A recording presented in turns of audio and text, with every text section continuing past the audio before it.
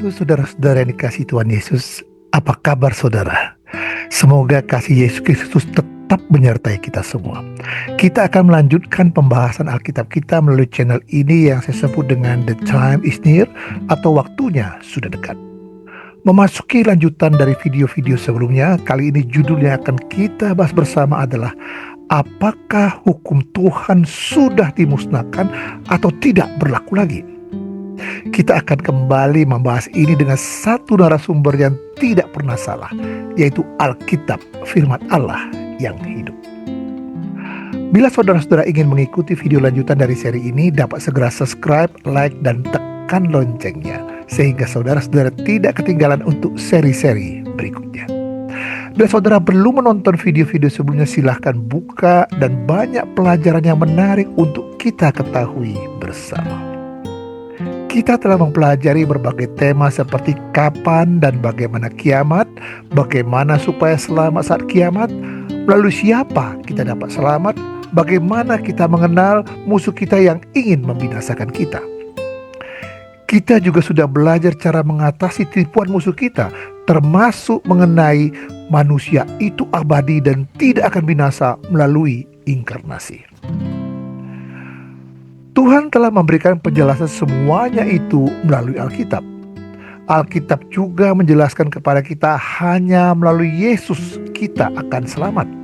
Yesus sangat mengasihi kita dan ingin kita semua selamat. Respon kita tentunya mengasihi Dia kembali. Nah, sekarang apa wujud kita untuk mengasihi Yesus?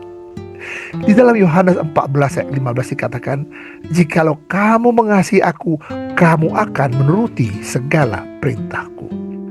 Jadi Alkitab dengan jelas mengatakan bahwa hanya dengan mengikuti perintah atau hukum-hukumnya yang menandakan kita mengasihi Yesus. Seperti seorang anak yang mengasihi orang tuanya dengan menuruti perintah dari orang tuanya. Dan juga kita sudah mempelajari bahwa hukum yang Yesus berikan itu sebenarnya adalah untuk membuat kita berbahagia, untuk mengenal dan menghindari dosa dengan menunjukkan benar dan salah, untuk melindungi kita dari bahaya, dan untuk menolong kita untuk lebih mengenal Tuhan. Tuhan tahu yang terbaik untuk kita.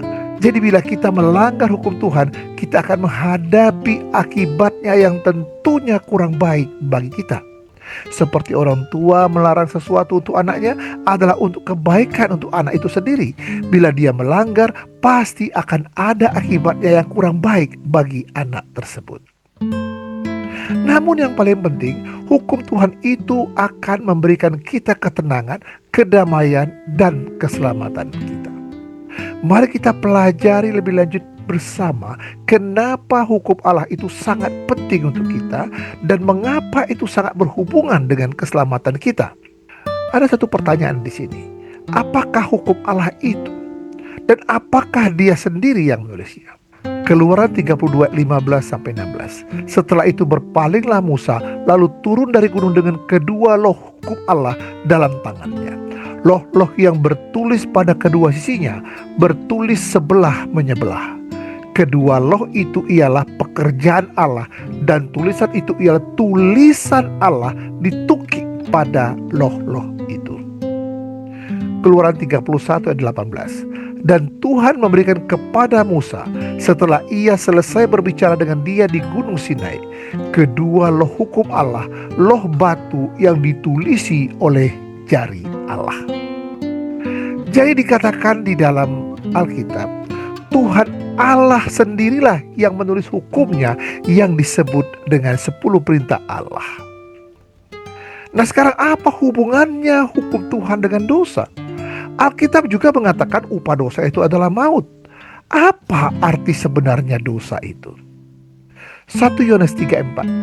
Setiap orang yang berbuat dosa melanggar juga hukum Allah, sebab dosa ialah pelanggaran hukum Allah. Jadi dosa adalah pelanggaran hukum Allah atau yang disebut dengan 10 perintah Tuhan. Di dalam Mazmur 19:7 dikatakan hukum Allah itu sempurna dan prinsip-prinsipnya menyatakan setiap dosa. Dan di dalam Pengkhotbah 12:13 juga dikatakan bahwa hukum Tuhan adalah merupakan kewajiban bagi semua orang. Nah, dari sini kita bisa melihat bahwa pentingnya hukum Allah itu untuk keselamatan kita. Nah, sekarang apakah orang yang mengetahui hukum Tuhan dan secara sadar melanggarnya akan diselamatkan? Roma 6 ayat 23. Sebab upah dosa ialah maut, tetapi karunia Allah ialah hidup yang kekal dalam Kristus Yesus Tuhan kita. Yesaya 13 ayat 9 dikatakan, sungguh hari Tuhan datang dengan kebengisan, dengan gemas dan murka yang menyala-nyala, untuk membuat bumi menjadi sunyi sepi dan untuk memunahkan daripadanya orang-orang yang berdosa. Jadi jelas, hukum 10 perintah Allah menuntun kita ke dalam kehidupan yang kudus. Bila kita dengan sadar melanggar hukum Tuhan itu dan tidak bertobat, maka kita akan binasa. Apakah dengan melanggar satu hukum Tuhan saja, tapi menuruti semua hukum yang lainnya, kita bisa selamat? Yakobus 2 ayat yang 10. Sebab barang siapa menuruti seluruh hukum itu tetapi mengabaikan satu bagian daripadanya, ia bersalah terhadap seluruhnya. Seperti dikatakan tadi bahwa hukum 10 perintah Allah menuntun kita ke dalam kehidupan yang kudus. Bila kita mengabaikan satu dari hukum-hukumnya, berarti kita tidak sepenuhnya kudus dan kita sama dengan bersalah terhadap seluruhnya, karena Tuhan menginginkan kita mengasihi Dia dengan sepenuhnya. Jadi ini diibaratkan seperti mata rantai sepeda. Bila satu mata rantai rusak atau tidak bagus, maka tujuan utama untuk pemakaian rantai itu pun tidak menjadi berfungsi atau tidak berguna. Jadi maksud Tuhan untuk kita adalah untuk melindungi kita dari dosa sepenuhnya dengan melakukan 10 perintahnya. Menjalankan semua hukum-hukumnya adalah bukti kita mengasihi Tuhan sepenuhnya. Dalam Yakobus 4:17, jadi jika seorang tahu bagaimana ia harus berbuat baik, tetapi ia tidak melakukannya, ia berdosa. Dengan jelas Alkitab menyatakan kembali bahwa bila mana kita tahu atau dengan sengaja melanggar hukum Tuhan, dalam hal ini tidak melakukan kebaikan, maka berarti kita berdosa karena kita menolak melakukan perintah atau kehendak Tuhan. Karena hukum Tuhan itu selalu mengajarkan yang baik. Hanya orang yang melakukan kehendaknya akan masuk dalam kerajaan sorga. Itu tertulis dalam Matius 7 ayat 21. Dan Tuhan akan selalu mengampuni setiap orang yang dengan tulus bertobat dan menerima kuasa Yesus untuk mengubah mereka. Ada satu pertanyaan yang penting di sini. Dapatkah orang diselamatkan dengan memelihara hukum Tuhan? Roma 3:20. Sebab tidak seorang pun yang dapat dibenarkan di hadapan Allah oleh karena melakukan hukum Taurat, karena justru oleh hukum Taurat orang mengenal dosa. Efesus 6 ayat 8 dan 9. Sebab karena kasih karunia kamu diselamatkan oleh iman, itu bukan hasil usahamu, tetapi pemberian Allah. Itu bukan hasil pekerjaanmu.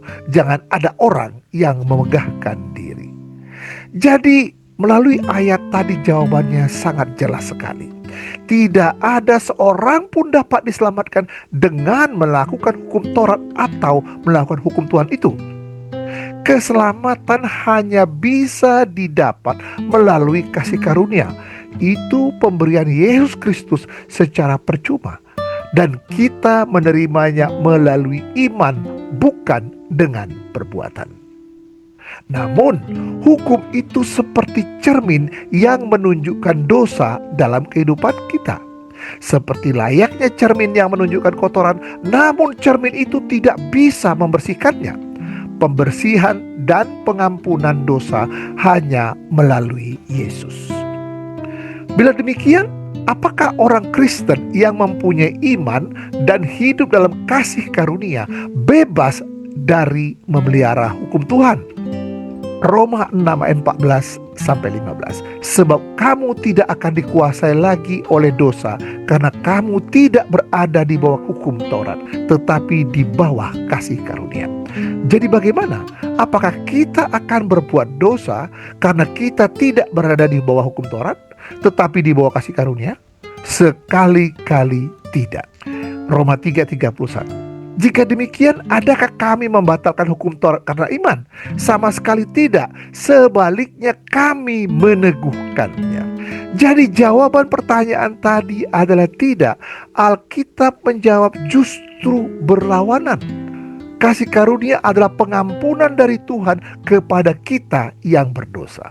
Tetapi mengampuni bukan berarti memberi kebebasan untuk melanggar hukum lagi. Bagi orang yang diampuni, dia akan bertobat dan sungguh-sungguh mau menerima hidup dalam kasih karunia. Dan dia akan benar-benar memelihara hukum Tuhan sebagai tanda rasa syukur atas pengampunan dan kesempatan yang Tuhan berikan untuk keselamatannya. Bila ada orang yang tidak mengikuti hukum Tuhan dan menyatakan bahwa dia hidup dalam kasih karunia, maka Alkitab jelas menyatakan bahwa dia sangat salah. Ada yang menyatakan bahwa hukum Tuhan itu hanya ada di Perjanjian Lama. Apakah 10 hukum juga ada dinyatakan dalam Perjanjian Baru? Apakah hukum Tuhan dan hukum Musa itu sama? Roma 10:4 mengatakan bahwa sebab Kristus adalah kegenapan hukum Taurat. Apakah ini juga berarti hukum itu sudah berakhir? Kita akan ikuti pembahasan berikutnya. Apakah hukum Tuhan sudah tidak berlaku lagi atau sudah dimusnahkan, bagian yang kedua. Jangan lupa untuk subscribe, like, dan tekan loncengnya sehingga saudara-saudara tidak ketinggalan untuk seri-seri dan judul-judul berikutnya. Tuhan Yesus memberkati. Amin.